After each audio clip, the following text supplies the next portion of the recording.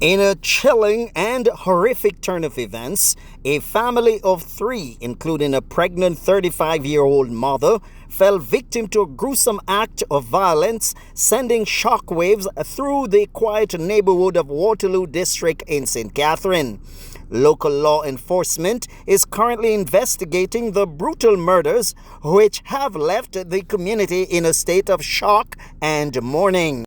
The victims have been identified as 35-year-old Sharon Francis Wellington, her 43-year-old husband Omar Wellington, and their 16-year-old son Orlando Wellington. The family was tragically found at various locations within their home, each bearing the harrowing evidence of gunshot wounds and slashed throats. The motives behind this heinous crime remain a mystery as police work diligently to piece together the puzzle. And while no official motive has been confirmed, there are strong suspicions that these murders could be related to an ongoing gang feud involving a family member who was regarded as an area leader. Reports are that he has since relocated overseas. Senior Superintendent Stephanie Lindsay, head of the police communication arm, who was early on the scene, gave an update to reporters. What we know so far that sometime after 3, residents reportedly heard explosions, and sometime after 5 o'clock, they checked and they found 3 bodies at the home. Those persons have been identified as the Wellington's family. It includes the mother, the father, and a son. The son is 16, the mother is 35, and the father is 43 years old. The son is a student at the Inwood High School. The father works at a auto parts place in Spanish Town, and the mother is a cashier at a supermarket in the parish. Can you confirm if the mother was pregnant? Yes, so based on information from the resident, and it was obvious that she was pregnant. So the investigators, so far, they are trying to get information that could assist them further in the investigation. While they are looking at the victims, they are trying to get whatever information they can. They don't have any specific leads at the moment. They are just following some lines of inquiries. They are looking at the crime scene itself, the scenes of crime. Detectives are still at the scene, trying to get as much information from the scene that could assist them with the investigation, looking at the scene. And I know that the investigators are relying on their expertise to make some early, assessment of what probably transpired there. The motive?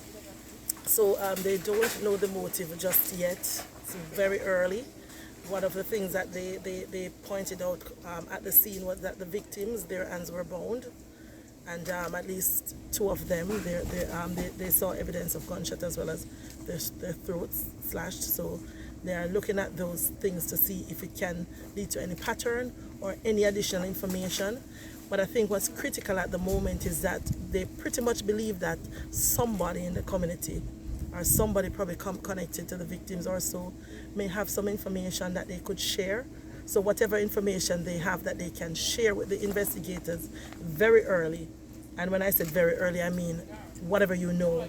Because when you have a situation like this that you don't know where it's coming from, it's not unusual for us to see persons trying to take reprisal, and sometimes they will take action not even sure what's happening. So the more information the police have, and early, it gives them a better opportunity to go after the suspect, to identify persons who they have as persons of interest, and most importantly, to remove them from the community by way of arrest. Information on the street that the house was ransacked. Can you confirm?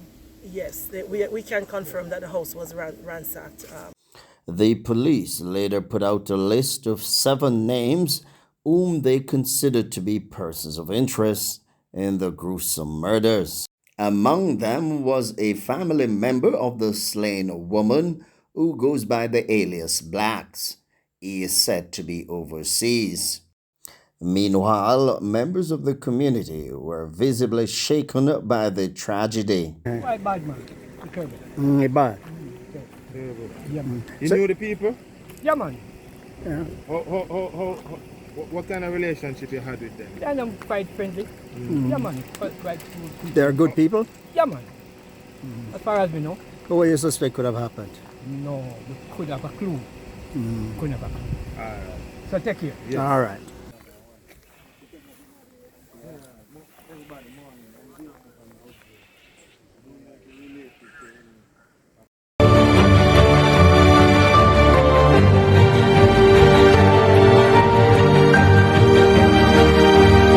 And that was Cover Story Highlights. Tune in again next time for another edition of Cover Story Highlights. In the meantime, like, share, subscribe, and comment.